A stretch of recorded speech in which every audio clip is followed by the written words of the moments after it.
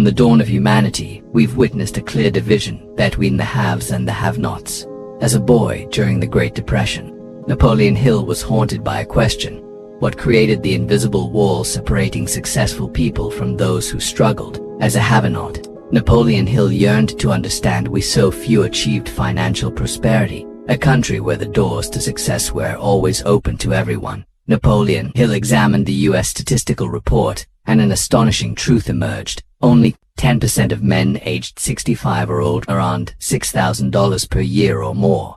Over 80% still lived on incomes under $4,000, and only a small fraction enjoyed a more comfortable living.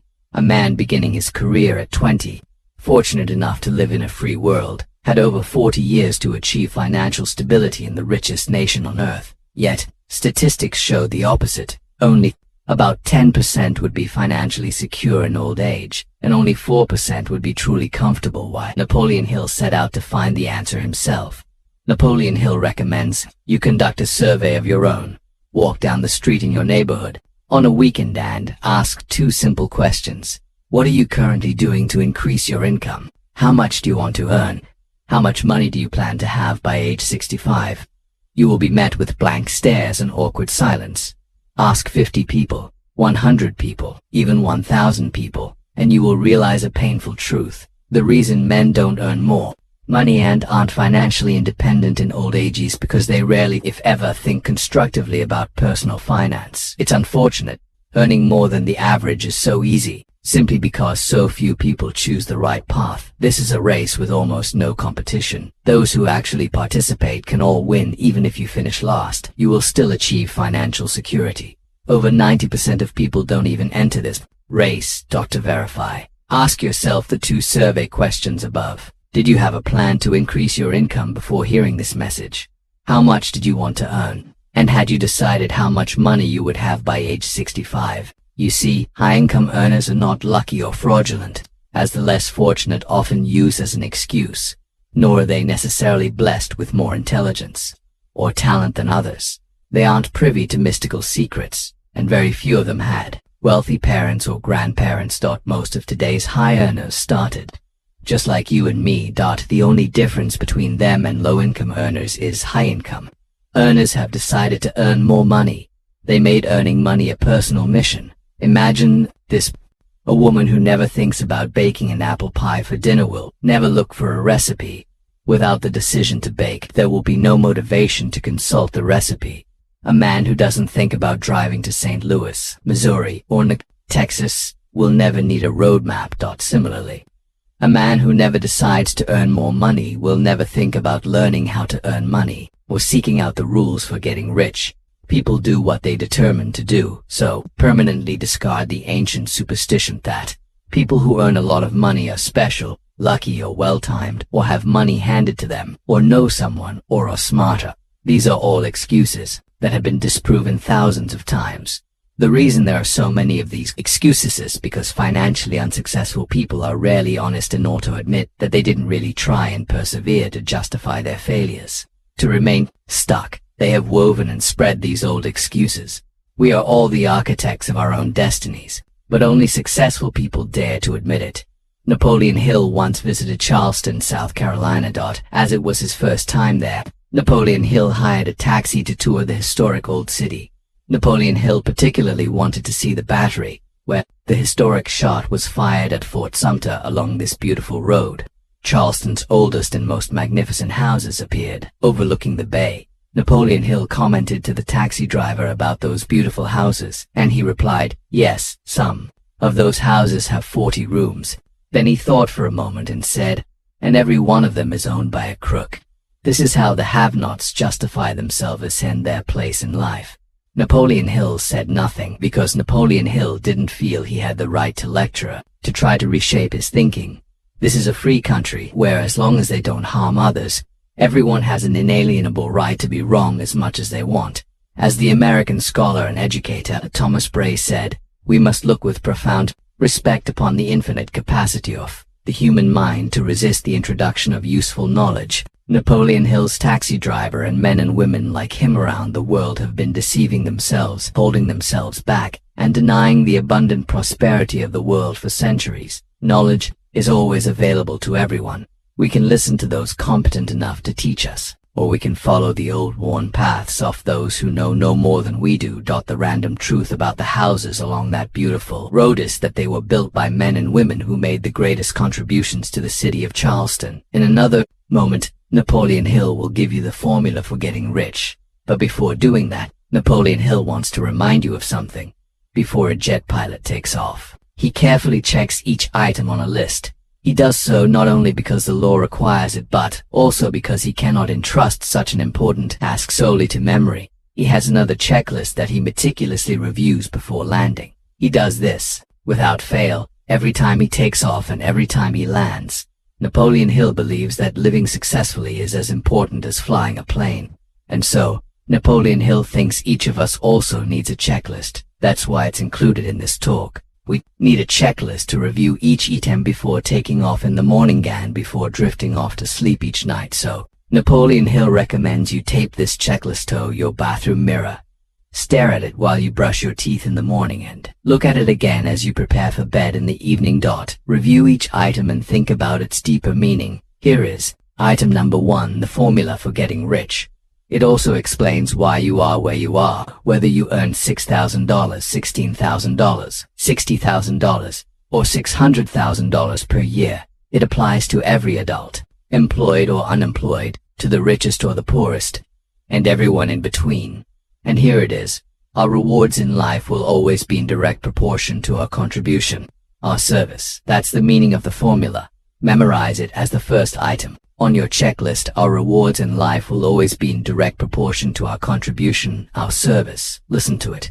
Think about it until you understand it deeply, both emotionally and intellectually. You might feel a little superior when you really sit it. Perhaps no one within a mile of where you live knows this. You can add it as a question in your survey to verify if you want it in another form. Here's how it applies to a man's work. It's essentially the same thing, but perhaps phrased differently. The amount of money you are paid by the company you work for will always be in direct proportion to the need for what you do, your ability to do it, and how difficult you are to replace. Perhaps you want to write the formula down in both forms and think about it until it becomes as much a part of you as your own name. The reason it's clearly written on the checklist is that you might not want everyone to know what you're doing.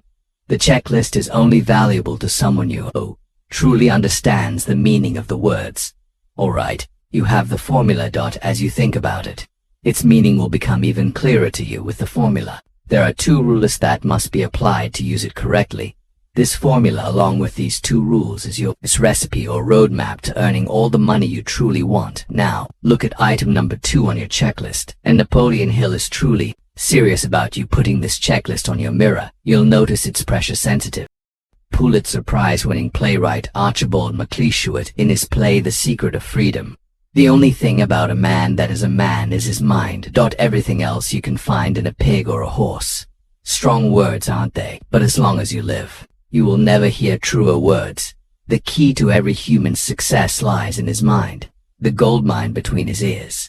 One idea can make you rich. A lot of good ideas can advance you steadily in the work you do, and ideas are free. Think about it. Nothing being done commercially will not be done better, much better. In the years to come, houses and almost everything in them next year will be better than this year. Cars next year will be better. Manufacturing, distribution, marketing and sales, advertising next year should be better too. Nothing is being done as well as it should be done in the future, and every innovation, every new improvement will be someone's idea. So, what is your expertise? How many good ideas have you come up with in the past year? If you continue as you have in the past, where will you be and how much will you earn, say in 1 year, 5 years? Every day of our lives, we walk or drive past more opportunities than we could develop in a lifetime. In 50 lifetimes, in the 1920s, Sinclair Lewis wrote that you could kidnap a man, blindfold him, take him to any city in the country, with a few notable exceptions, seat him in a chair in the downtown area, remove his blindfold, and he could sit there for a week and not be able to tell you what town he was in. The streets were the same, the buildings were the same, the businesses all looked the same. This is still largely true today. The reason for this is that most businessmen in this country are playing a game called follow the follower. If a man goes into business, no matter what line, the first thing he does is make sure that his place of business, outside and inside, is exactly like every other place of business of its kind in the country. Do you know why? Because he's been playing follow the leader since he was 1 year old, and doing it without thinking about it for the same reason.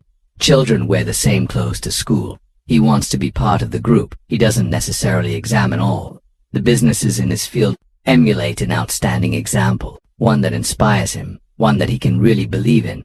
He just does what everyone else in his field is doing, and by this simple process he guarantees his own mediocrity. Whose drum are you marching to? If indeed you are marching to anyone's drum, and why? Remember, whatever you're doing for a living will be done differently. Quite differently in a few years. Never in human history has the opportunity for all of us been so great, but the vast majority of people will be beneficiaries of progress, not the creators of it. Which group will you be in, if you want to be a contributor, not just a beneficiary? Here is the first rule that appears on your checklist as the goldmine. So, think purposefully and with intent. Use the goldmine between your ears. Start by thinking at a special time, each day. During the Great Depression, a lumber merchant in New York was getting rich while other lumber merchants were going broke. When asked how he did it, he said, "Every evening when I go home, I lock myself in a quiet room, sit in a comfortable chair and ask myself, how will my business be conducted in 10 years from now? Then I try to do that now." Instead of competing with every other lumber merchant, which is what they were doing, he was creating. He was doing what humans are designed to do, what humans do best. A company that grows at 10% per year will double its size in less than 8 years. But a man can improve his effectiveness 50% or 100% a year, or more. Experts tell us that each of us has deep reservoirs of ability, even genius, which he regularly fails to use. Well, let's start now. To tap into these rich, pure profit, and use more of our actual abilities. Think. This is the best way Napoleon Hill has found to get yourself to think. Start getting up a little earlier than you're used to, immediately. This gives you extra time that 95% of men in this country don't use at all. 1 hour earlier each day gives you 6.5 40-hour weeks per year at this time in the morning. Take a refreshing shower and get dressed. Make yourself a fresh hot cup of coffee if you're a coffee person, and then sit down to a blank piece of paper. At the top of the page, write your financial goal. This is the amount per year you plan to earn in the immediate future. Incidentally, you may want to keep this to yourself. It's no one's business but yours. Then start thinking. Think about your goal and what it means to you and your family. Then see how many ideas you can come up with that will help you reach that goal. Ideas to improve what you're doing for a living, your contribution to match your income goal. You know, jobs don't have futures. People do whatever field you're in. There are enough opportunities in it to last a lifetime. You don't have to come up with completely new ideas or revolutionary ways of doing things. Although you might. Think of ways to improve what's already being done. If you want to increase your income by the amount you've specified, you must find ways to increase your contribution, your service, and the key to this lies in your mind, in the gold mine between your ears. Try to come up with 5 ideas each morning and write them out, and save those papers in a special idea file. Many, perhaps most of your ideas will be worthless, but some of them will be very good. A few ideas will be excellent, and every now and then you'll come up with something truly outstanding. You see, 5 ideas a day is 25 ideas a week. If you don't think on the weekends, that's over 1,000 ideas a year. One idea can take you to the income level you're aiming for.